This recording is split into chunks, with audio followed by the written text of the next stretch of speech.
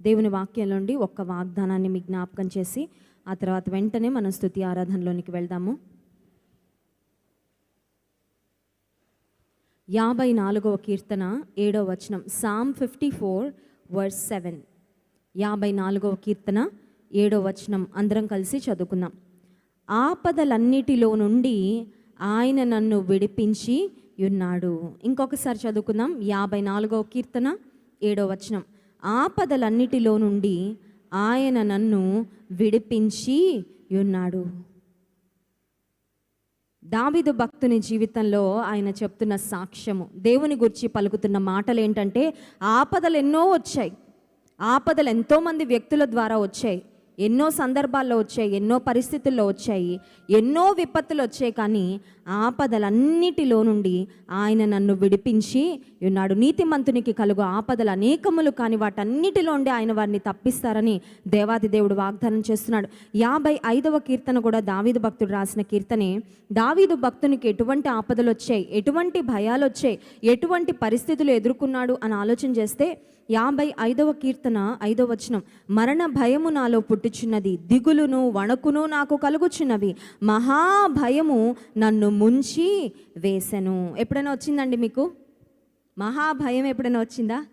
మహాభయం వస్తుంది కదా, మహాభయము వస్తూ ఉంటుంది. భయమే మనల్ని మృంగేస్తుంది అన్నట్లు అనిపిస్తుంది. ఒక సింహంలాగా, సింహం ఎదురుగా ఉంటే ఎంత భయం మనకు కలుగుతుందో, కొన్నిసార్లు మన కష్టాలను, మన ఇబ్బందులను చూసినప్పుడు భవిష్యత్తు ప్రశ్నార్థకంగా మారే పరిస్థితుల్లో కొన్నిసార్లు మహాభయము మనల్ని చుట్టుకుంటుంది. మహాభయము నన్ను ముంచివేసెను, దిగులు వణకు నాకు కలుగుచున్నది. మీలో ఎవరైనా ఎప్పుడైనా దిగులు పడ్డారా? నేను ఎత్తాను చెయ్యి, ఓకే, మీరు కాన్ఫిడెంట్గా ఎత్తచ్చు. దిగులు ఎప్పుడైనా వేసిందా? దిగులు వేస్తుంది కదా, దిగులు వేస్తుంది. మనం ప్రేమించిన వారు సిక్కయ్యారనుకోండి, అప్పుడు ఏం కలుగుతుంది? దిగులు కలుగుతుంది, బాధ కలుగుతుంది. అది మాటల్లో చెప్పుకోలేం. కొన్నిసార్లు మన భావాలు అవి మాటల్లో చెప్పలేం, మాటలు కూడా రావు. కొన్నిసార్లు బాధ కలుగుతున్నప్పుడు దేవుని సన్నిధిలో మోకాళ్ళు వేసినప్పుడు కన్నీరు తప్ప కనీసం మాటలు కూడా రాని పరిస్థితులు. దావీదు భక్తునికి కూడా మరణ భయం నాలో పుట్టుచున్నది, దిగులు వణకు నాకు కలుగుచున్నది, మహాభయము నన్ను ముంచివేసెను. ఆ తర్వాత అతను రాసిన మాట ఏంటంటే 16వ వచనం, 55వ కీర్తన 16వ వచనం, అయితే నేను దేవునికి మొరపెట్టుకొందును, యెహోవా నన్ను రక్షించును. అసలు పరిస్థితి ఏంటంటే, నన్ను భయం ముంచేసింది, దిగులు వణకు కలుగుతున్నాయి, మరణ భయం పుడుతుంది, పరిస్థితి చాలా డ్రెడ్ఫుల్ సిట్యువేషన్, మరణకరమైన పరిస్థితి, భయంకరమైన ఆపద, భయంకరమైన అపాయము. కానీ దావీదు చెప్తున్న మాట ఎంత నిరీక్షణతో కూడిన మాటలంటే, నేను దేవునికి మొరపెట్టుకొందును, యెహోవా నన్ను రక్షించును. God will save me, God is my salvation. దేవుడు నా రక్షకుడు అంటే అర్థం ఏంటంటే, కేవలం మన ఆత్మను రక్షించేవాడే కాదు, కానీ ప్రతి పరిస్థితి నుండి మన శరీరాన్ని కూడా ఆయన రక్షించేవాడు. హల్లెలూయా. ఆయన మన ఆత్మకుగా మాత్రమే కాదు రక్షకుడు, మన దేహాన్ని కూడా, మనల్ని కూడా పరిరక్షించేవాడు, సంరక్షించేవాడు. నిన్ను కాపాడువాడు కునుకడు, ఇశ్రాయేలును కాపాడువాడు కునుకడు, నిద్రపోడు. భక్తులకి ఆపదలు వస్తాయా? పాస్టర్లకి కష్టాలు వస్తాయా? పాస్టర్ గారులకు కోవిడ్ వస్తుందా? అందరూ మనుషులే కదా, శరీరంలో ఉన్నాం కాబట్టి, ఆకాశం నుండి ఎవరు ఊడిపడలేదు కాబట్టి విశ్వాసులకి శ్రమలు వస్తాయి, లోకస్తులకి శ్రమలు వస్తాయి, భక్తులకి కూడా శ్రమలు వస్తాయి. బైబిల్ గ్రంథంలో అనేక మంది భక్తులు శ్రమల గుండా వెళ్ళినట్లు, శ్రమల మార్గం గుండా వెళ్ళినట్లు మనం చూస్తున్నాం. బైబిల్ గ్రంథంలో కూడా ఎన్నో ఉదాహరణలు మనకున్నాయి. అయితే దేవుడు మనకిస్తున్న అభయము, దేవుడు మనకిస్తున్న ధైర్యం ఏంటంటే, ఆపదలు కొన్నిటిలో నుండి ఆయన నన్ను విడిపించాడు అని రాశాడండి. ఆపదలు అన్నిటిలో నుండి. హల్లెలూయా. 5 కావచ్చు, 10 కావచ్చు, 20 కావచ్చు, 30 కావచ్చు, ఎవరి ద్వారా అయినా కావచ్చు, ఎవరి ద్వారా అయినా ఆపదలు రావచ్చు, ఏ సమయంలో అయినా రావచ్చు, ఏ పరిస్థితుల్లో అయినా రావచ్చు. కోవిడ్ వస్తుందని ఎవరైనా కలగన్నారా? 2020 అయిపోతే బాగుండు, భయంకరమైన సంవత్సరం అనుకుంటున్నారు. 2021 ఎలా ఉంటుందో మనకు తెలియదు.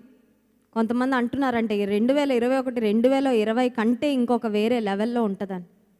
భవిష్యత్తు ఎలా ఉంటుందో మనకి తెలీదు. భవిష్యత్తు ఏ మనిషి చేతిలో, ఏ నరమాతృని చేతిలో లేదు. మునుపెన్నడూ రాని ఆపదలు, అపాయాలు నేడు మనిషికి వచ్చాయి. ఇక ముందు ఏమి ఆపదలు వస్తాయో కూడా మనకి తెలియదు. మన భవిష్యత్తు మనకు తెలియదు, కానీ మన భవిష్యత్తు ఒకరికి తెలుసు. ఎవరికి తెలుసు? దేవునికి తెలుసు. హల్లెలూయా. సంవత్సరం తర్వాత మనలో ఎంతమంది ఉంటాం ఎవరికి తెలుసు? మనకి తెలీదు. ఎవరికి తెలుసు? దేవునికి తెలుసు. మనం ఎక్కడ ఉంటాము, ఏం చేస్తూ ఉంటాము, మన స్థితిగతులు ఎలా ఉంటాయి, మన కుటుంబం ఎలా ఉంటుంది అనేది మనకు తెలీదు. మనకున్న జ్ఞానంతో మనం ఆలోచించగలిగింది, అంచనా వేయగలిగింది, మనము మరి ఎక్స్పెక్ట్ చేయగలిగింది కొంతవరకే. కానీ మన తెలియని భవిష్యత్తు అన్నీ తెలిసిన దేవుని చేతిలో ఉంది. ఎప్పుడైనా నీకు భయం కలిగితే, ఎప్పుడైనా నీకు చింత కలిగితే, దిగులు పడుతూ కూర్చోవడం వల్ల ఒంటికి నీరసం రావడం, వ్యాధులు రావడం తప్ప అంతకు మించి ఏ ప్రయోజనం రాదు. శరీరంలో కొన్నిసార్లు ఆలోచించి నిద్ర పట్టక మరి ఆరోగ్యం పాడైపోతూ ఉంటుంది. చాలాసార్లు దేని మీద, పని మీద కాన్సన్ట్రేట్ చేయలేకపోతూ ఉంటాం.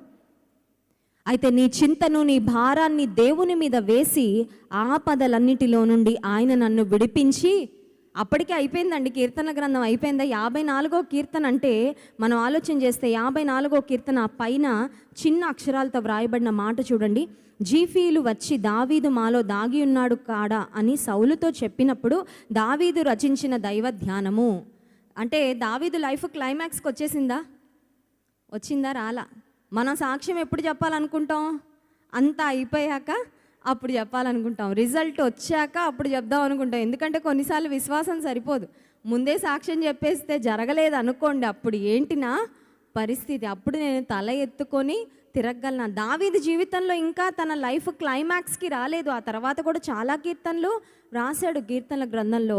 కానీ దావీదు భక్తుడు even in the midst of problems, in the middle of trouble, అతను తన జీవితంలో సమస్యల మధ్యలో ఉన్నప్పుడు, తన జీవితంలో ఒక మిడిల్ ఏజ్లో లేకపోతే ఒక మధ్య వయసులో ఉన్నప్పుడు సవాళ్ళు ఇంకా ఎదుర్కొంటూనే ఉన్నాడు. కష్టాలు ఇంకా వస్తూనే ఉన్నాయి. ఒక్కొక్క రోజు ఒక్కొక్క షాక్, ఒక్కొక్క రోజు ఒక్కొక్క మరి అన్ఎక్స్పెక్టెడ్ సిట్యువేషన్ దావీదు ఎదుర్కొంటూ ఉన్నప్పటికీ దావీదు విశ్వాసంతో చెప్తున్న మాట ఏంటంటే, ఆపదలన్నిటిలో నుండి ఆయన నన్ను విడిపిస్తాడు అనలేదు, విడిపిస్తాడేమో అనలేదు, విడిపించి ఉన్నాడు.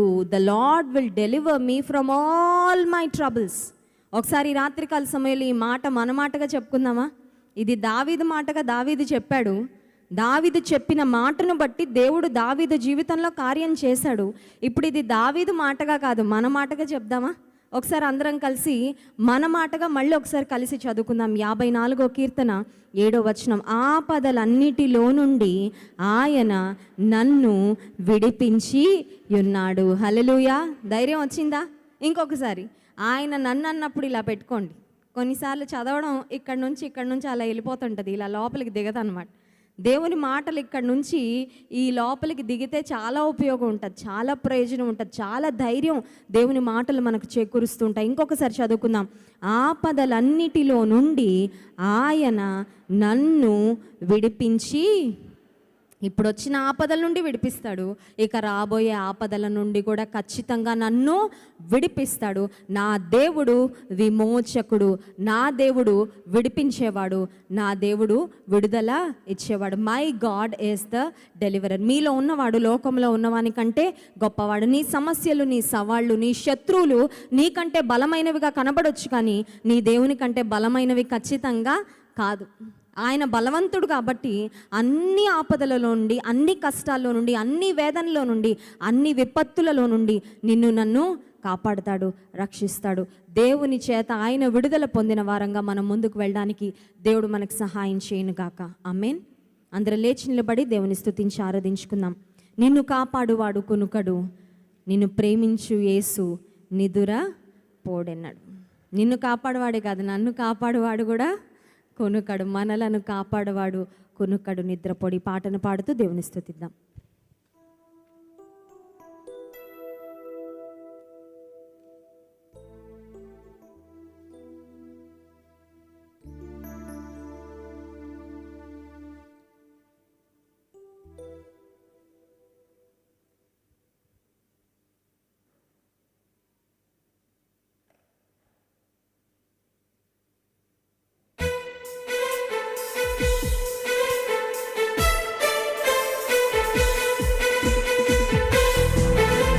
సంతోషంగా చప్పట్లు కొడుతూ దేవుని స్తుతిద్దాం. మనల్ని కాపాడేవాడు కునుకడు, నిద్రపోడు.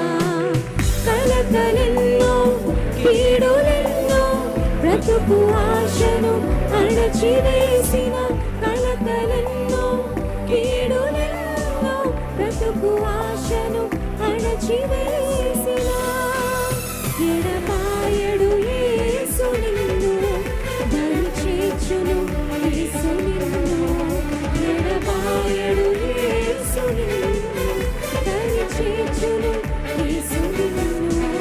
నిన్ను కాపాడువాడు ఉరుకడు, నిన్ను ప్రేమించు యేసు నిదురపోడెన్నడు.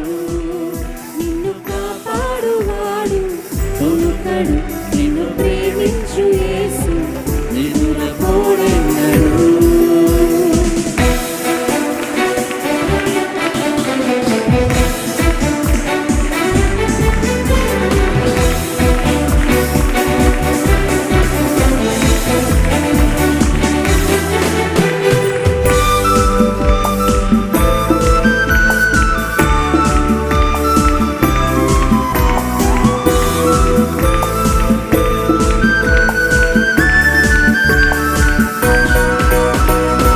మనసులోన శాంతి కరువై మదన పడుతున్నా, పరుల మాటలు కృంగదీసి బాధ పెడుతున్నా,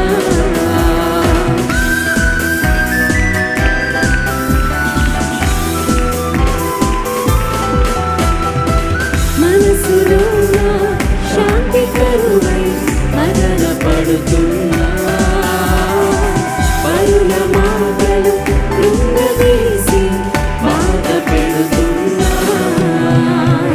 ప్రీతులెన్నో ప్రాంతులెన్నో సంత సంతులు తుంచివేసిన, ప్రీతులెన్నో ప్రాంతులెన్నో సంత సంతులు తుంచివేసిన ఎడబాయడు యేసు నిన్ను, దరి చేర్చును యేసు నిన్ను, ఎడబాయడు యేసు నిన్ను, దరి చేర్చును యేసు నిన్ను. నిన్ను కాపాడువాడు ఉరుకడు, నిన్ను ప్రేమించు యేసు నిదురపోడెన్నడు. నిన్ను కాపాడువాడు ఉరుకడు, నిన్ను ప్రేమించు యేసు నిదురపోడెన్నడు. నీ భారము వహించు యేసు, నీ కొరకై మరణించి చూడు. నీ భారము భరించు యేసు, నీ కొరకై మరణించి చూడు. నిన్ను కాపాడువాడు ఉరుకడు, నిన్ను ప్రేమించు యేసు నిదురపోడెన్నడు. నిన్ను కాపాడువాడు ఉరుకడు, నిన్ను ప్రేమించు యేసు నిదురపోడెన్నడు. హల్లెలూయా. రోజంతా కాపాడుతున్నందుకు యేసే గట్టిగా చప్పట్లు కొట్టి థ్యాంక్స్ చెప్దామా? అంతేనా అండి? హల్లెలూయా. రోజంతా కాపాడుతున్నాడు, తన ప్రాణాన్ని మన కొరకు పెట్టాడు. ఆయన కుమారునితో పాటు సమస్తమైన ఆశీర్వాదాలు మనకు దయచేసే దేవుడు. నిన్నే నమ్ముకున్నానయ్యా, నన్ను విడిపోబోక. మోషే అడిగాడు, ప్రభు నీ సన్నిధి మాతో రాని ఎడల ఇక్కడ నుండి నువ్వు నాకు కావాలి, నీ సన్నిధి కావాలి, నీ తోడు కావాలయ్యా, నన్ను విడిచిపెట్టకు, నీ సన్నిధి నాకు తోడుగా ఉంచు.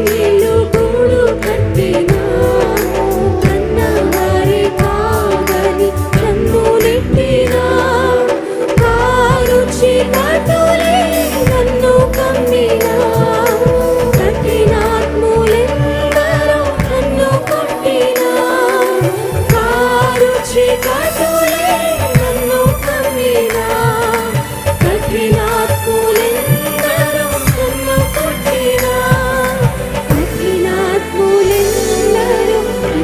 నిన్నే నమ్ముకున్నానయ్యా, నిన్నే నమ్ముకున్నానయ్యా,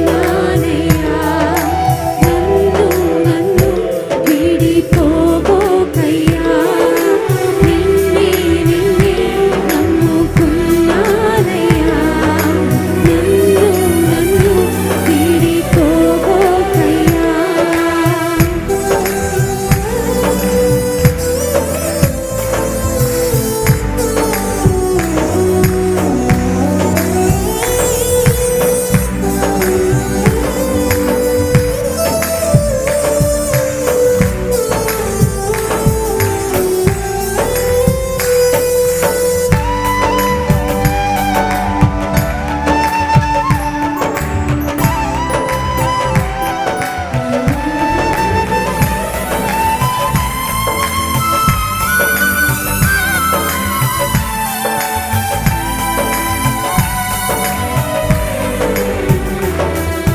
చేయని నేరములంత కట్టినా, చేతగాని వాడనని చిదరించినా,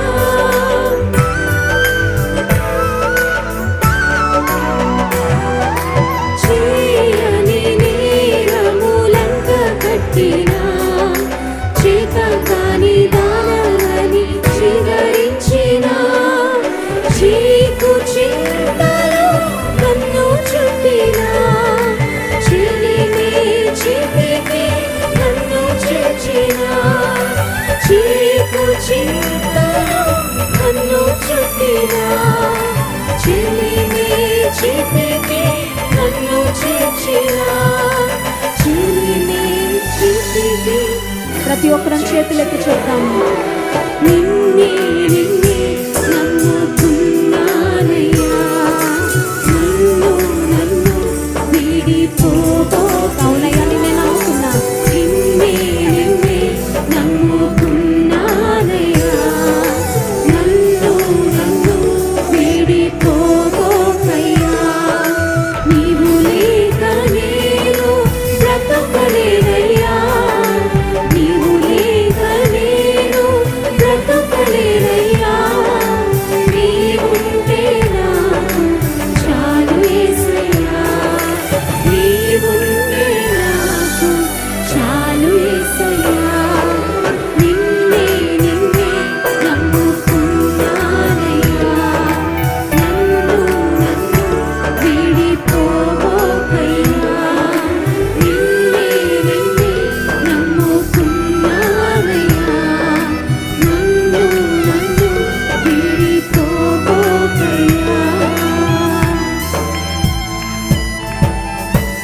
పరిశుద్ర ప్రేమ కలిగిన తండ్రి, నీకు స్తోత్రాలు. మా విశ్వాసానికి ఆధారమా, మా నమ్మకం నీవే ప్రభా, మా ధైర్యం నీవేనయ్యా, మా దుర్గము నీవే ప్రభా. నిన్ను నమ్ముకున్నానని ఎంతమంది రాత్రికాల సమయంలో చెప్పారు, వారిలో ఎవ్వరిని విడిచిపెట్టద్దయ్యా. అంధకారం మమ్మల్ని చుట్టిన, కారు మబ్బులు మమ్మల్ని కమ్మినా, యెహోవా నాకు వెలుగు రక్షణై ఉన్నాడు, నేను ఎవరికి భయపడుతున్నానని భక్తుడు చెప్పినట్లుగా నీ వెలుగును ప్రకాశింపచేయి ప్రభా.